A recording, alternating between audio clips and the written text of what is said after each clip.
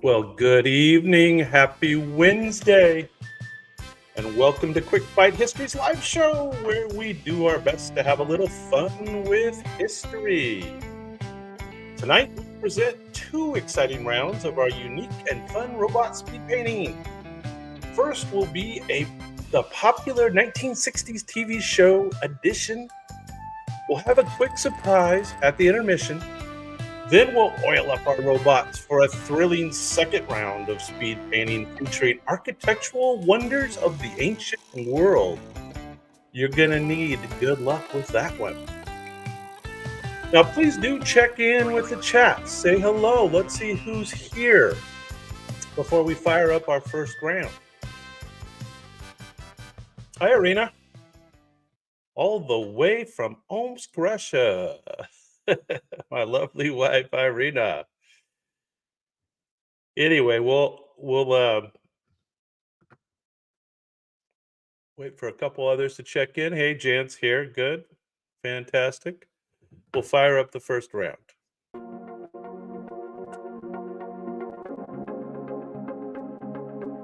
Remember the category, popular 1960s TV shows.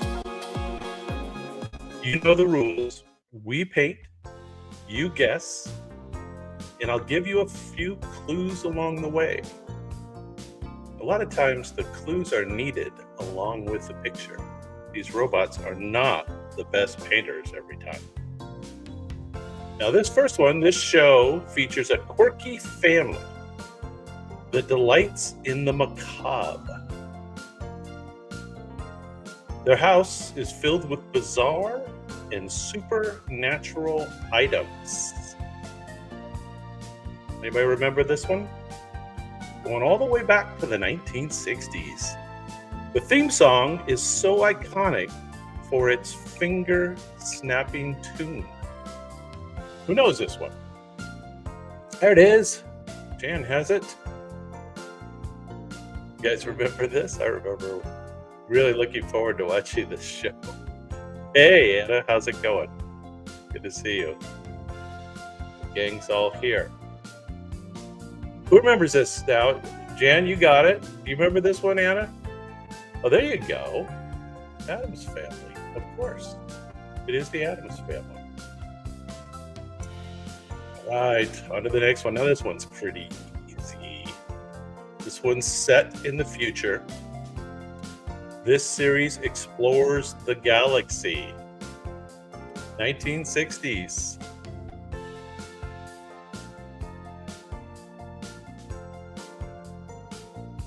The crew travels on a starship with the mission of peaceful exploration.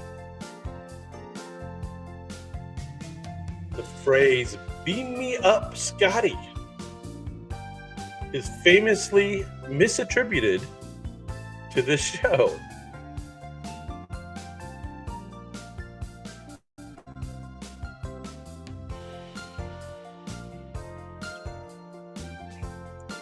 Not Star Wars. Not Star Wars.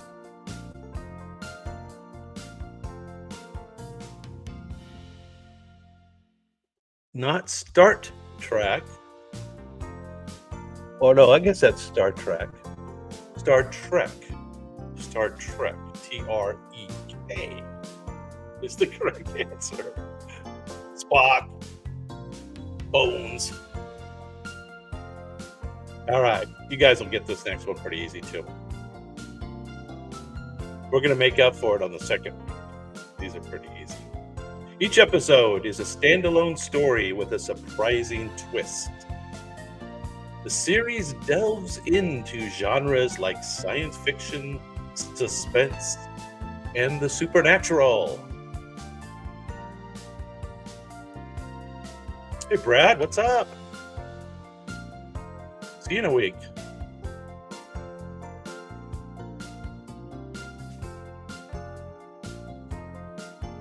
Okay, who's got this? Who knows this one? From the 1960s. You missed it, Brad. This is the 1960s popular TV shows. That is correct. And who remembers this gentleman's name? No cicadas yet. Any day now. Any day now. No cicadas.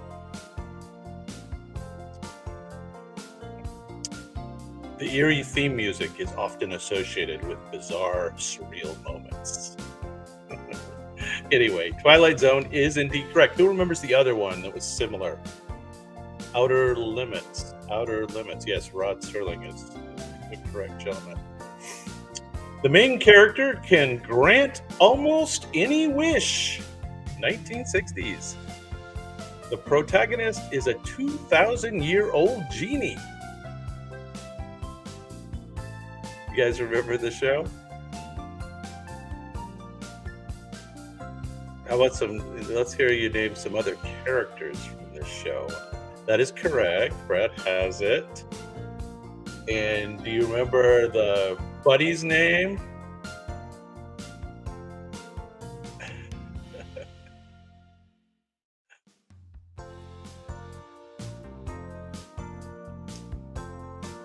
I Dream of Jeannie is the proper.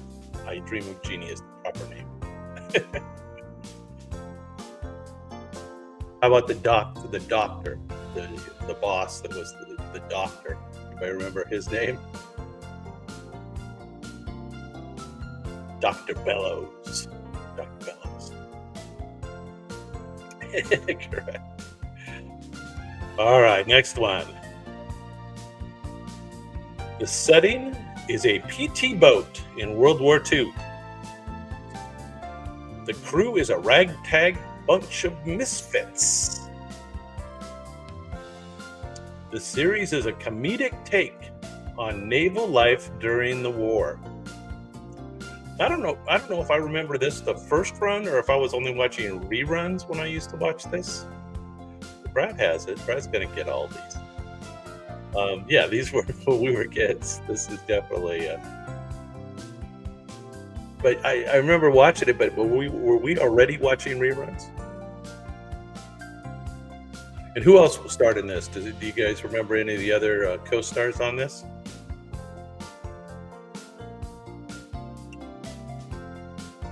Wasn't Tim Conway in this? Wasn't Tim Conway in this? I'm thinking he was. Yeah, exactly. That's what I was thinking. Anyway, McHale's Navy is indeed the correct answer. Ernest Borgnine. Ernest Borgnine. All right, you guys will get this one. This is one of my favorites out there. And I watched a lot of reruns of this one, I think. A poor family suddenly becomes rich. They moved to California after discovering oil.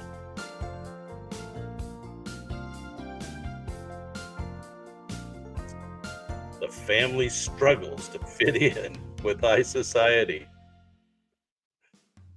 The Cement Pond. You remember the Cement Pond? Jeff Bro. Pretty funny show. And how about the banker? You guys remember the banker? Who knows the banker's name? The banker's name.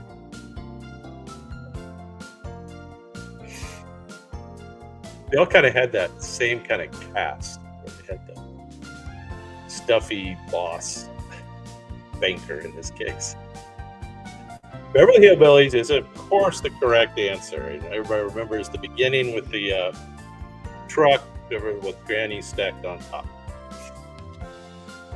Anyway, here we go. Go back a little further. Now, this is early 60s, as I recall. I did watch this. A young boy who frequently gets in trouble. His neighbor has the same name as Brad's former dog. He often bears the brunt of his antics. Based on a popular comic strip of the same name. Mr. Wilson. Didn't you have a dog named Wilson? Didn't you have a dog named Wilson? Mr. Wilson.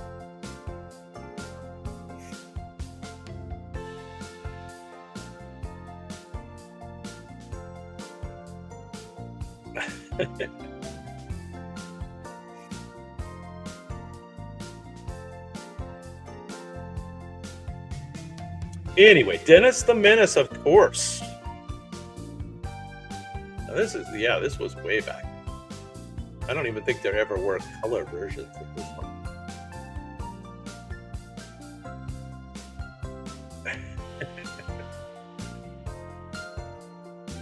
All right, here we go.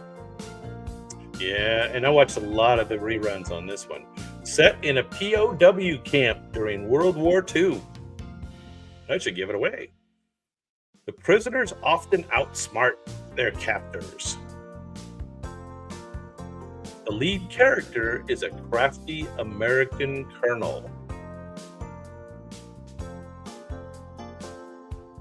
Brad's got it. You need to look up, like, Anna, you need to look up like the list of the 20 top TV shows from the 60s, and then you can beat Brad. Go for it. Yeah, Bob Crane. Bob Crane. There was some crazy thing about when Bob Crane died, right? There was some mystery or something. Anybody remember that? Anyway, Hogan's Heroes. Hogan's Heroes. Colonel Klink. Colonel Klink. I know nothing. Nothing.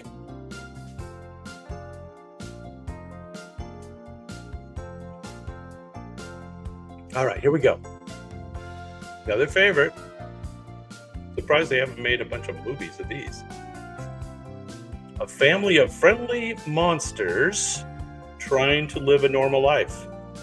They live at 1313 Mockingbird Lane.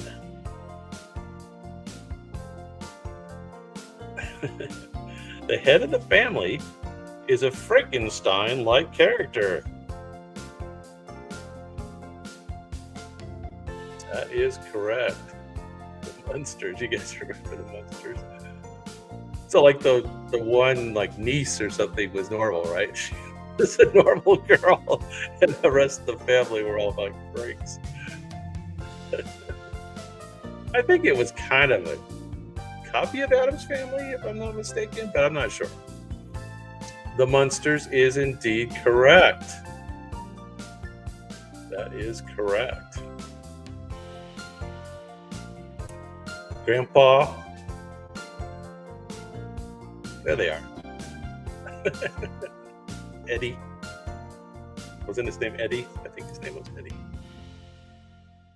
All right, let's move on to the next one. Now, we've done this one before in another, this was in the 1970s as well. So there's a clue. A police procedural set in an island state. A police procedural set in an island state. ChatGPT gave me a little tongue twister there. The main character is Detective Steve McGarrett. There you go. I see the correct answer, Susan. The show is known for its catchphrase, which is, who's got it? Book 'em, Dano. Book 'em, Dano. That's correct. That's correct. It had a great sequence at the beginning, right, with the wave and the music. Yeah, cool. All right, moving on. 1960s TV shows. This one, can't really tell yet, but is a realistic portrayal of the daily lives of two police officers. I don't know if you remember, but this was one of the first ones of this type of show. The series covers various aspects of police work in Los Angeles.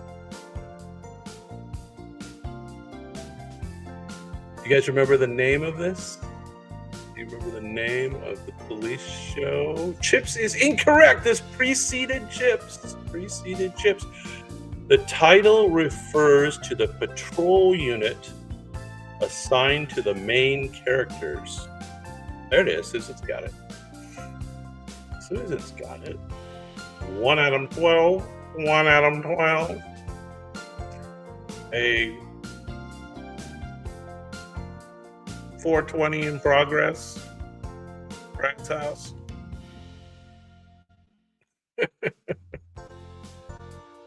Out of 12 is the correct answer. And then what? Before that even was Dragnet, right? And I don't have Dragnet in here, which Dragnet would have been a good one. Okay, next up. Now see if you remember this. Involves high stakes covert operations. The team uses disguises and advanced technology to complete missions.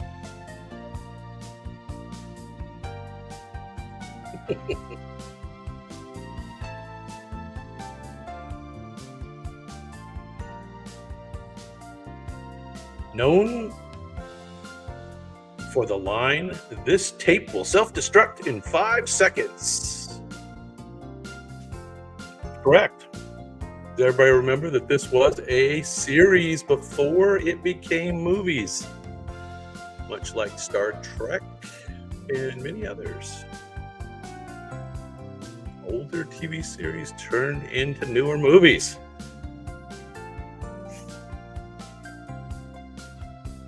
Mission Impossible. When Tom Cruise was just a little guy.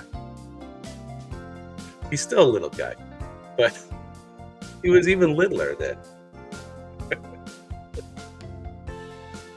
All right, so here we go. This is a definite favorite. Susan knows this one. A blended family navigates daily life together. The family consists of 6 children, 3 boys and 3 girls.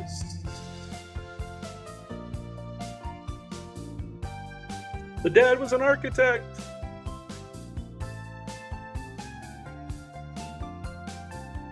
Known for its iconic multi-frame opening sequence. I guess that's true. That was rather iconic, wasn't it? Brad has it. It's not the best picture, Mr. Robot. I think a robot could do better. The robot could definitely do better. Father Ward. Father Ward. That's a different show where the father is named Ward. But I had the girl. What was the name of that show?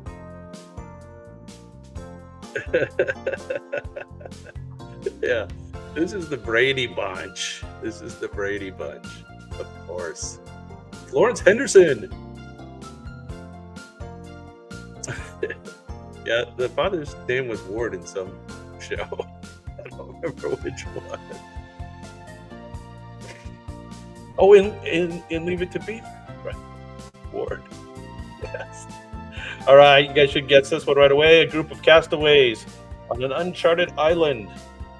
They were shipwrecked during a 3-hour tour. A 3-hour tour. It was only a 3-hour tour. This is the one I remember as a kid trying to identify with it. That would be kind of fun, getting shipwrecked. A 3-island tour. The island looked like fun, right? Professor Anne Marianne. Of course. You've all got it correct. Robot's doing its best to draw Bob Denver. Bob Denver is his name. Anybody remember any other actors' names from Gilligan's Island? Gilligan's Island is correct. All right, next one might be a little hard.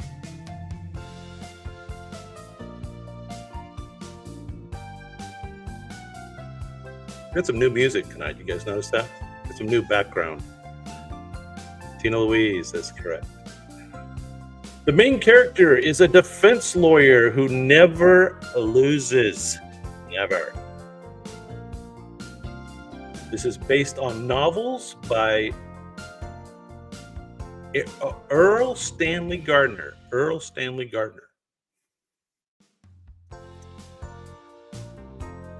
Ironsides is a good guess. Ironsides came later. This was like the one that set up Ironside. They decided after this one had been so successful for so long, they had to do Ironside. There you go. You got it down. This was a pretty good one. I know it was in reruns, but I would go back and watch some of these because they were somewhat interesting, the cases and stuff, right? Perry Mason is the correct answer. Perry Mason. Remember his opponent always? It was the same guy. All right, here's a good one. Susan, let's see if you can get this one. Set at the Shady Rest Hotel, which is accessed by a steam-powered train. The hotel is run by Kate Bradley with her 3 daughters. It's known for the water tower in the opening credits. Yes, it was. It was definitely known. I think I used to look forward to this just to catch the beginning. See the girl's shoulders over the top of the water barrel.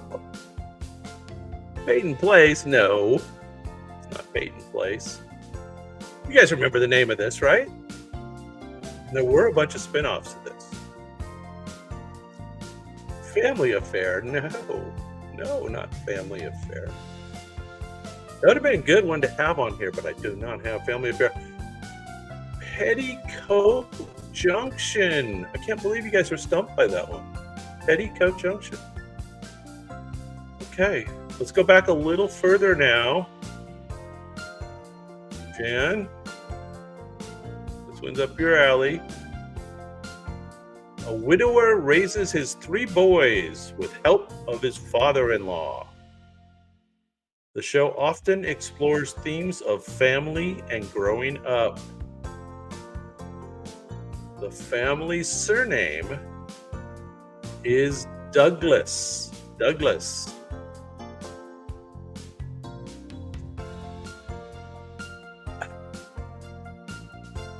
Good try, Brad. That's what it would be now, right? The new version would be My 3 Dads. Okay, Susan's got it.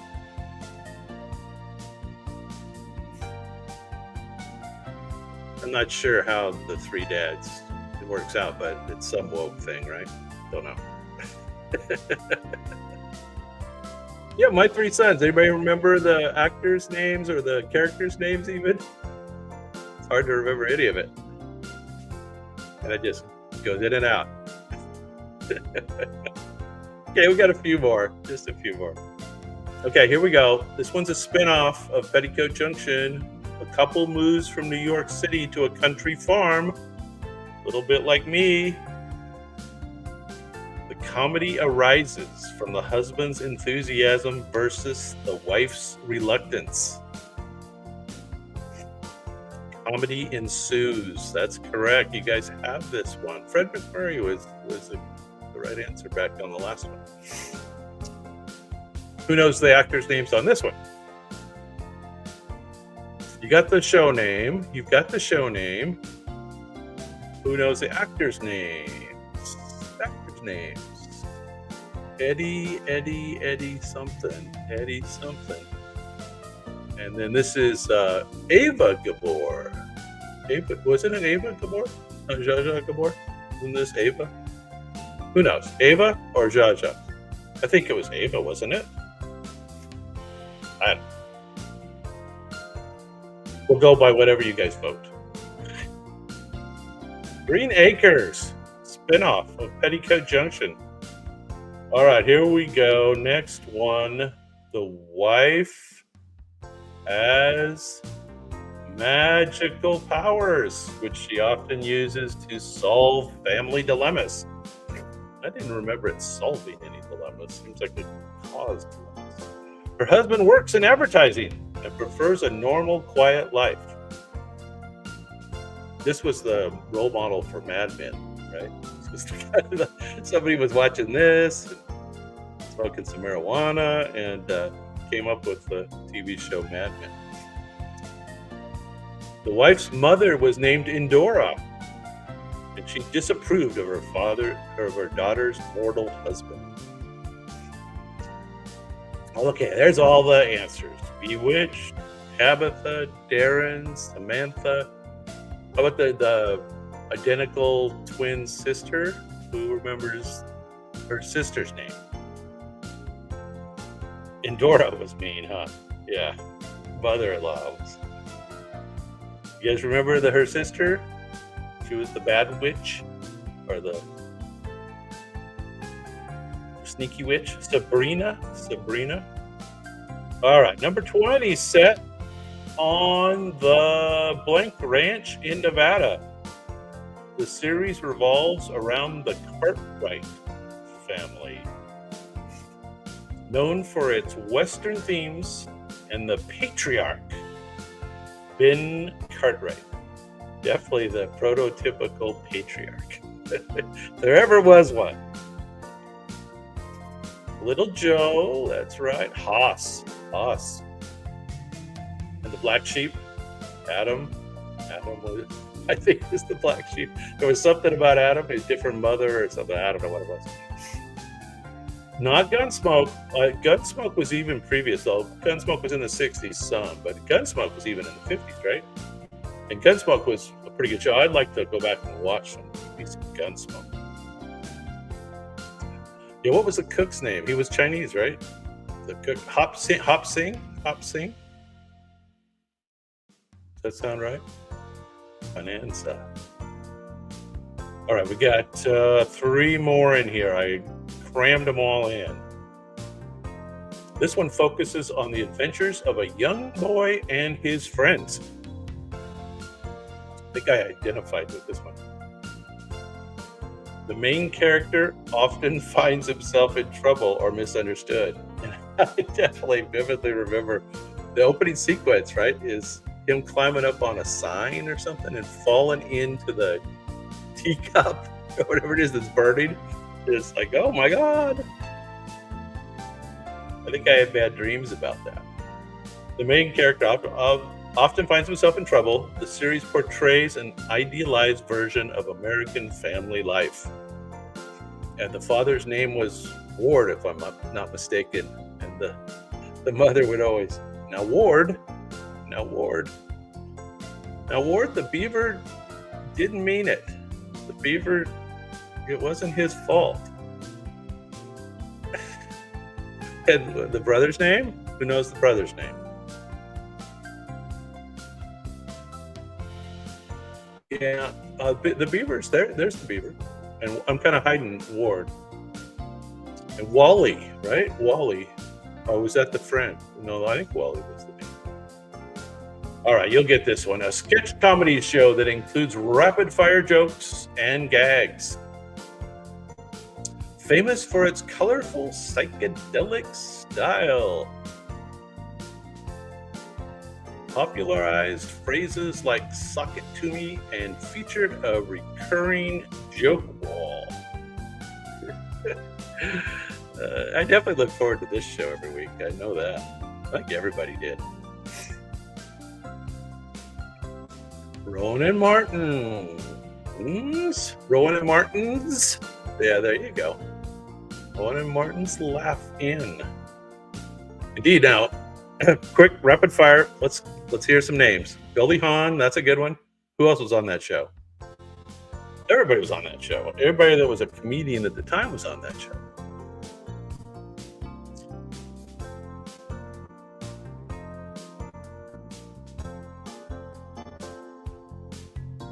Artie Johnson. Gilda Red. Ruth Buzzy. Okay, last one. Set in a fictional town of Mayberry, the series follows the life of a widowed sheriff. It's known for its wholesome, down-to-earth humor and life lessons.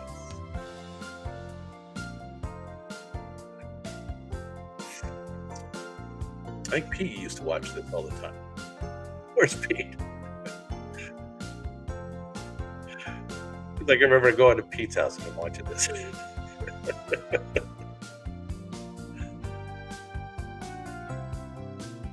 That's correct. That's correct. Remember, they were all on it. Don Knotts and who's the guy in the upper right? Who knows the guy in the upper right? Barney, sure. Don Knotts was Barney, wasn't he? Who's the guy on the upper right? The actor. Oh, Jim Nabors. There you go. What was his show called that was a spin-off of this? Got a successful show for a while. Cary Grant knew him. Yeah, I think so. I think that's true. Gomer Pyle is what I was looking for there. Anyway, okay, we made it through that round. You guys did awfully well on that stuff. Now, what I'm going to do is I'm going to do this little intermission thing where I'm going to show you two real short movies, but they're two that I have done just recently that don't have a series yet associated with them. So I need you guys to pick which one of these two movies that I'm going to do my next series on. So whatever you guys vote for, that's what I'm going to do next. So here we go. First one's on China. The year was 1966, and Mao Zedong's grip on power was slipping. To reassert his control and eliminate bourgeois elements, he unleashed the Cultural Revolution, a decade of chaos and brutality. Student Red Guards formed mobs, attacking any perceived enemies of the revolution. Schools and universities closed as intellectuals were persecuted. Priceless antiquities were destroyed as Chinese culture was denigrated. The Red Guards ran rampant until the army intervened in 1968, but the purges continued.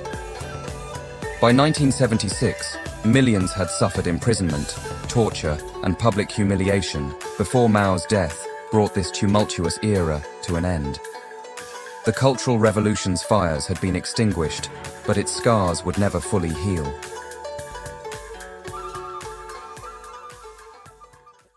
Now the next one's the Pirates. The Barbarossa brothers, comprising Arouget and Hizir, hailed from the Ottoman Empire and rose to prominence as skilled seafarers turned pirates. Their daring raids and strategic maneuvers earned them a fearsome reputation across the Mediterranean, striking fear into the hearts of sailors and coastal communities. One of the most notable aspects of their story is their alliance with the Ottoman Empire, where they served as naval commanders and privateers. This partnership allowed them to expand their influence and control over key trade routes, amassing wealth and power in the process. Despite their ruthless tactics and plundering ways, the Barbarossa brothers were also known for their sense of justice and honor among their own crew. This dichotomy of brutality and loyalty adds layers to their enigmatic personas, making them complex figures in the tapestry of piracy history. All right. So which would you rather see? China's Cultural Revolution as my next project, or Pirates? Which one is your preference? I need some votes. I need some votes up there. Let's see some votes. Pirates, of course, Pirates. China's Cultural Revolution, pretty interesting stuff. A little bit darker, although Pirates can be dark as well. China, there's a vote for China. China's got a vote. Pirates have a vote. 1-1. 1-1. Who's going to break the tie? Okay, next vote breaks the tie. Next vote breaks the tie. And I move on to do that one. Oh, do both. There you go. There's the answer. I'm going to do both. I was going to do both anyway. Anyway, okay, round two. Here we go. Time for the robots round two. Architectural wonders of the ancient world. Now, a warning. These are a little harder. So you really have to put together the clues with the pictures. This one was built as a tomb for the Persian satrap, which is another name for governor, famous for its sculptural reliefs depicting Greek mythology. It's located in modern-day Turkey This structure is one of the original 7 wonders of the ancient world. So quick Google that, 7 wonders of the ancient world. And this is one of them, and it's in Turkey. And it's a tomb for a Persian satrap. And it has sculptural reliefs depicting Greek mythology. I don't know if it was ever referred to as necropolis. Not that I know of.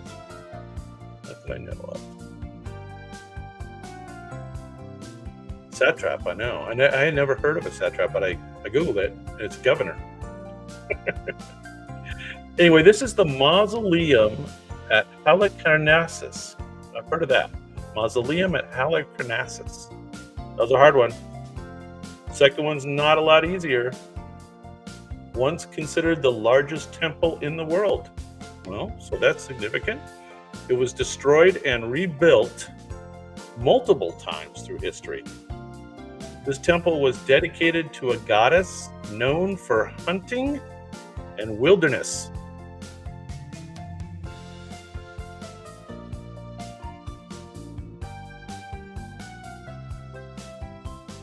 These are tough. They get easier. Karnak is not. Karnak was Egyptian. Karnak was Egyptian. This is a temple. And it was a Greek temple, I believe, if I'm not mistaken. Trump Tower. Stormy Tower. It's a very stormy tower. This is a temple. This is the Temple of Artemis at Ephesus. Artemis at Ephesus. Of course. Artemis at Ephesus. All right, here we go. This one's not much easier. And the picture, and the robot does a terrible job with this painting. I'm going to give you a warning. A series of sanctuaries linked to the ancient Greek gods, known for the exceptional state of preservation and Doric columns. It's located in Sicily. These temples are part of a larger archaeological site called the Valley of the Temples. So this would be a cool place to visit, right? In Sicily, and it was Greek had reached out and built temples there. And what's it called? That's up to you guys. Parthenon is not correct for this one. Save that answer. Save that. Yeah, these have been a little hard. They do get a tiny bit easier, but you're going to learn something. Just realize you're going to learn something there. This was the Agrigento temples. The Agrigento temples in Sicily, of course. Okay, now I've heard of this one. Was once the central city of Zapotec civilization. Features terraces, dams, canals, pyramids, and a ball court. I don't know if anybody's been down to Mexico and seen this perhaps. This site is located on a mountainous plateau in the center of the Oaxacan Valley of Mexico. Maybe on a run to bring back some bales in Oaxaca. You might have seen this.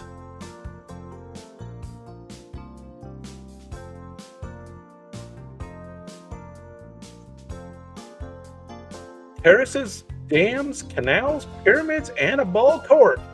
All of those things. This is known as Monte Alban, which I've heard of, but a little bit obscure, I guess, still.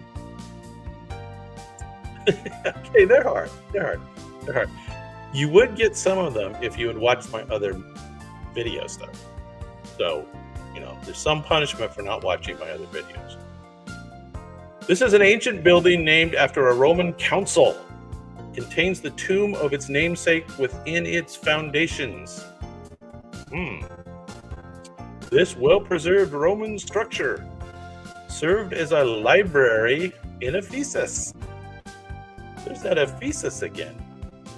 Housing thousands of scrolls. Thousands of scrolls.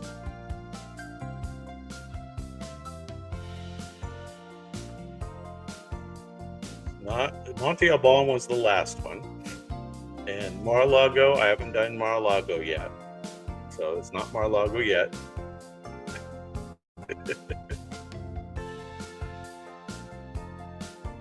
This is an ancient building named after a Roman consul. Contains the tomb of its namesake within its foundations. It is known as the Library of Celsus. The Library of Celsus. These are hard, I know. They look so familiar now, though, right? Okay, now I've done this in every one of my architectural history ones. This was named after the 12th century Ethiopian king. Each church, so there's more than one church, was carved from a single piece of rock. So these were actually carved out like negative buildings that were carved directly out of the rock. The series of 11 monolith churches is located in a town that shares its name with the king. So who knows that name? You can go back and watch my videos if you need to. This is the certain name churches in Ethiopia. One of the definite architectural wonders of the world. This would be great to see in person. Who knows? Well, you're going to know now. This is called Lalibela. Lalibela churches. These are amazing. They're super intricate and kind of modern in their lines, and they're carved directly out of the rocks.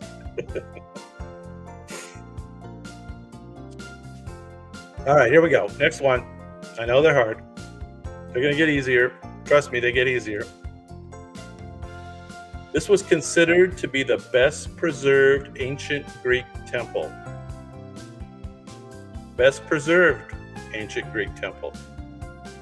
Served a deity associated with blacksmiths and metalworking. It overlooks the Agora of Athens.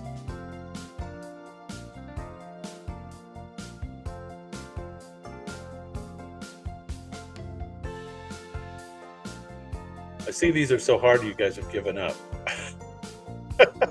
And they get easier. Trust me, hang in there. Hang in there, they get a little easier. We're going to get easier in just a second. This is called the Temple of Hephaestus. Hephaestus. I'm sure I'm not pronouncing that one right. Hephaestus. Hephaestus. Hephaestus. All right. All right. So I'm thinking you might get this one. This one was once a powerful kingdom known as Mutul. It is famous for its towering pyramidal temples, the really steep, tall pyramids. They didn't even know it existed there. They had to get it out of the jungle. A major site of the Mayan civilization located in modern-day Guatemala. All right, so does anybody know any Mayan ruin names? This is a pretty famous one because they discovered it in the jungle and they kept digging plants out and it kept getting bigger and bigger. Anyway, what's the name of the place called? And sorry, the robot did a horrible job with this painting. Robot, ridiculous. How are they going to get that one? It's Tikal. Oh, now it's lighter. It's obvious. Tikal. Tikal. Look that up. It's a really cool place. All right, I bet you get this one. I bet you get this one. This could seat around 50,000 spectators. What could it be? It hosted a variety of public spectacles, including gladiator combats. Gladiator combats.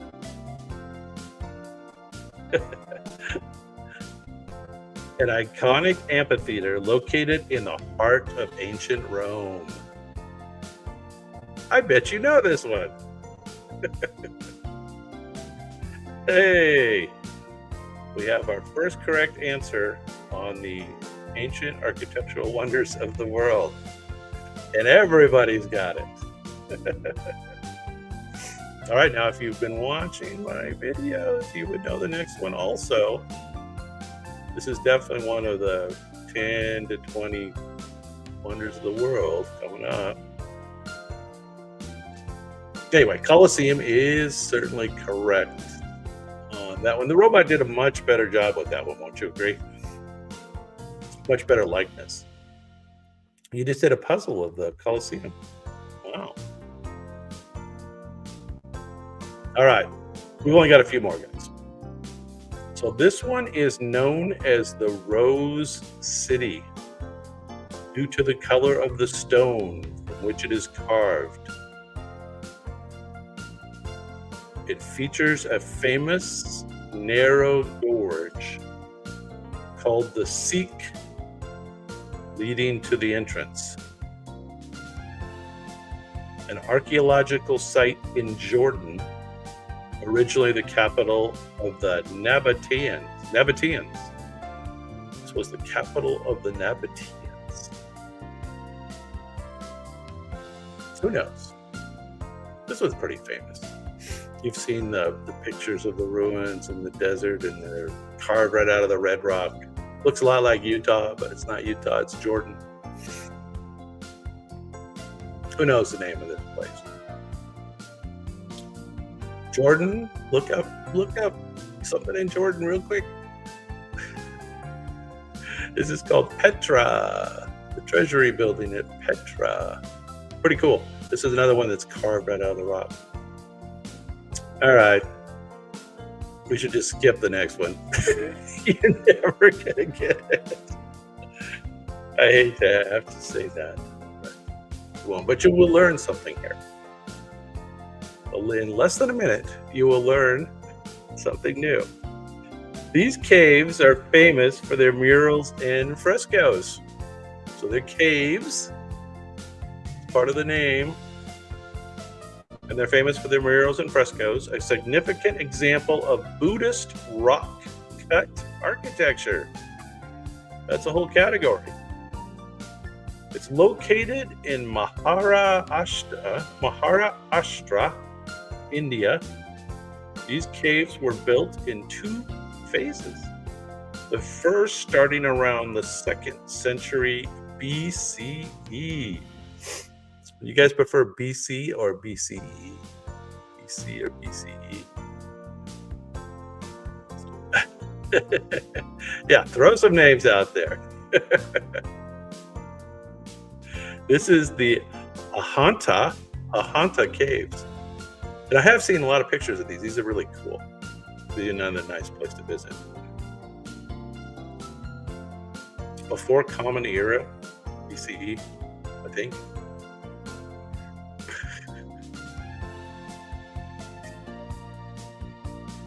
Anyway, I think that's what they call it. Okay, you're gonna know this one. I bet. These were discovered only in 1974 by local farmers. This one's not really an architectural building. They're more like archaeological objects. Consists of thousands of life-sized figures. This army was created to accompany the first emperor of China, the very first emperor of China in the afterlife. Come on, robot. It's not very clear. It's not very clear. Discovered in 1974 by local farmers. Thousands of life-size figures. Emperor's Palace. Chinese soldiers, I think, is the closest answer there. It's the Terracotta Army. The Terracotta Army. Of course. Of course. Okay, now if you would have watched my videos, you'd know the next one for sure.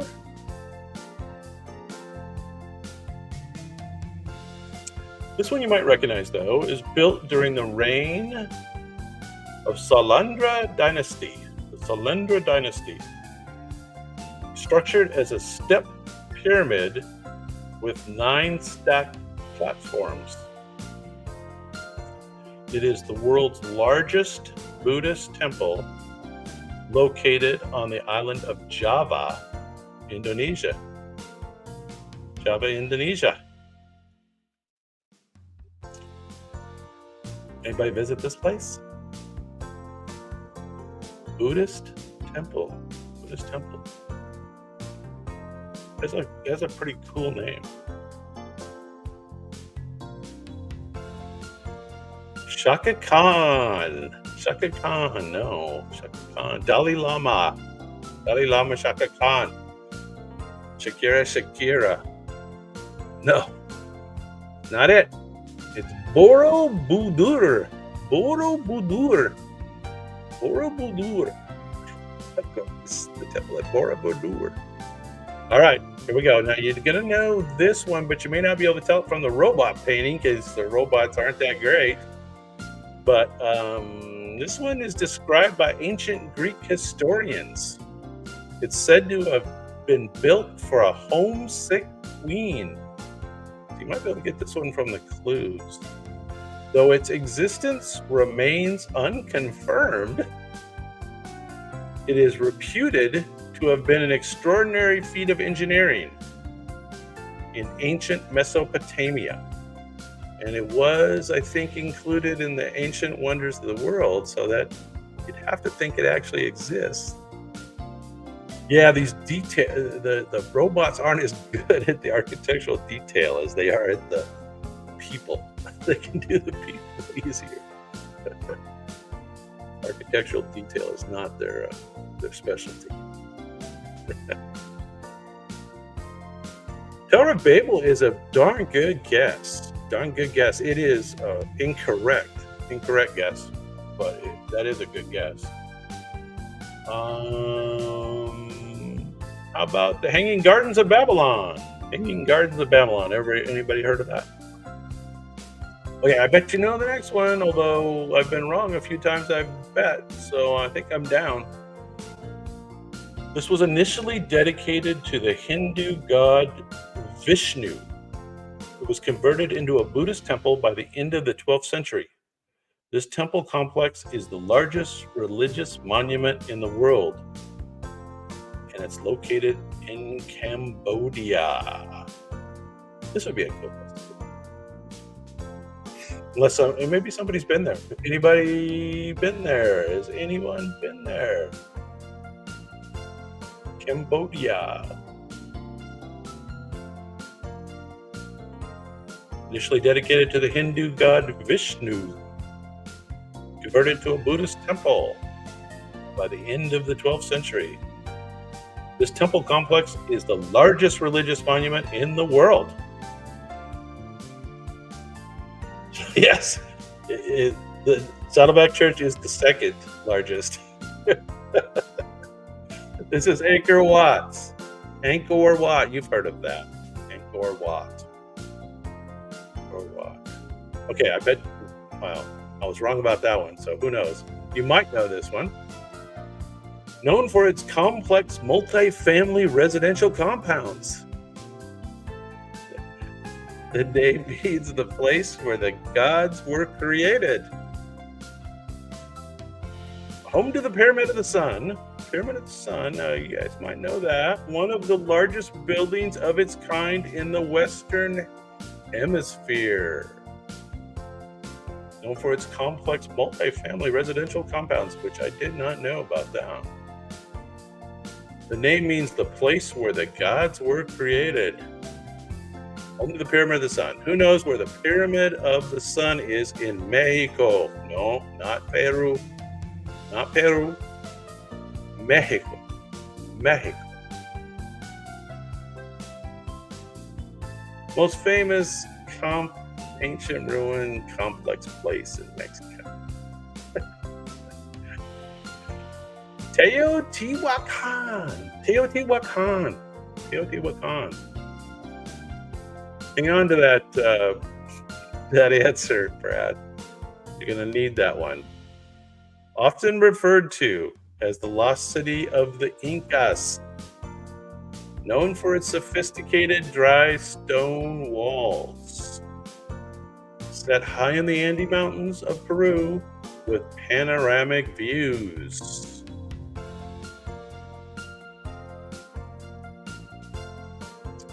So I'm hoping there's a delay because you got those backwards.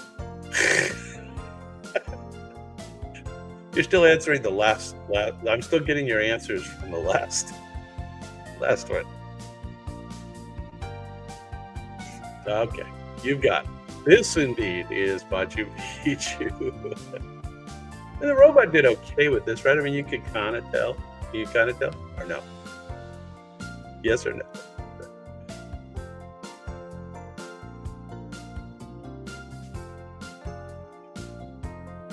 Machu Picchu, the lost city of the Incas. Panoramic views indeed. That'd be a cool place to visit, huh? It's so busy every time I see people going there. It's like too many people. All right, I've seen you have the right answer for this one too, Brad. Go back in the archives.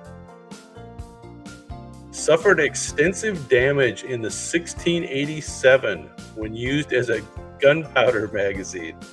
That would be problematic. Dedicated to the goddess of wisdom and warfare, a symbol of glory of ancient Greece. It's situated on the Acropolis in Athens. Yeah, there does appear to be a bit of a delay, which is unfortunate. Unfortunate indeed. I don't know if that's on my end because of some like thunderstorm kind of activity. We're kind of in between storms now, so it shouldn't be. I know Starlink was launching new satellites today, so maybe they're reconfiguring. So anyway, this is your Parthenon answer from previous. That's correct. That's correct. All right, only a couple more. And they're the easiest ones. Easiest ones of the evening. Originally covered with casing stones that formed a smooth outer surface, the only surviving structure of the 7 wonders of the ancient world. It was built as a tomb for the pharaoh Khufu.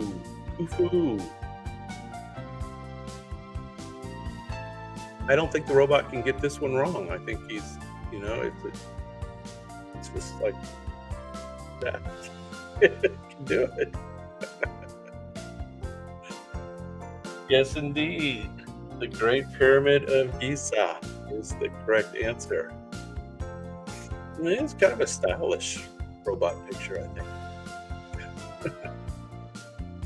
Anyway, the reason we did so many of these tonight is I did a post to ask people what they wanted to see on the lives, and it was like 4 out of 5 people wanted to see more of the speed painting, and that's all they wanted. They didn't want nothing else.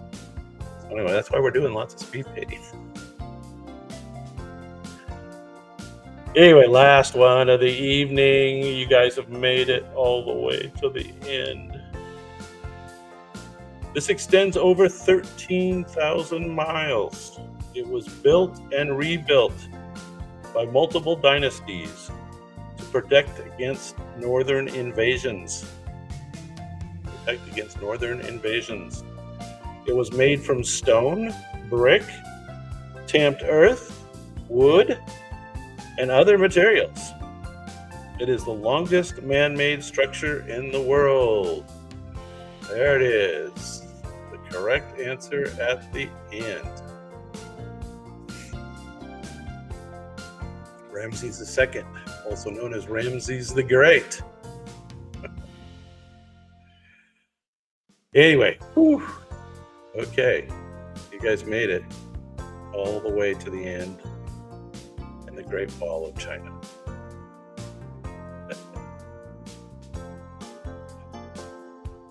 13,000 miles long.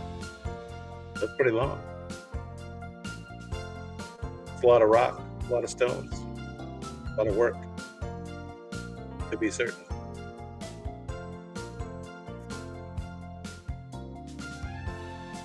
Oh, you did that puzzle as well. Well, that's interesting. Well, cool. Well, Susan, we missed you because these guys couldn't get any of the hard architectural ancient architecture. I'm sure you would have had all of them. But anyway, thank you guys for hanging out with me. I don't know if you want to talk about anything else. Golf. Seems like the weather's probably going to be okay. It looked real good. It's not going to be too hot for sure, it looks like, which that's a plus. So a little bit of rain here and there is good for the golf weather out here, trust me. Courses drain and dry real fast, so not a problem there. Anyway, we'll talk more about that. I got everything arranged. We're in good shape. So thank you guys for hanging out. Appreciate you all, and have a good evening.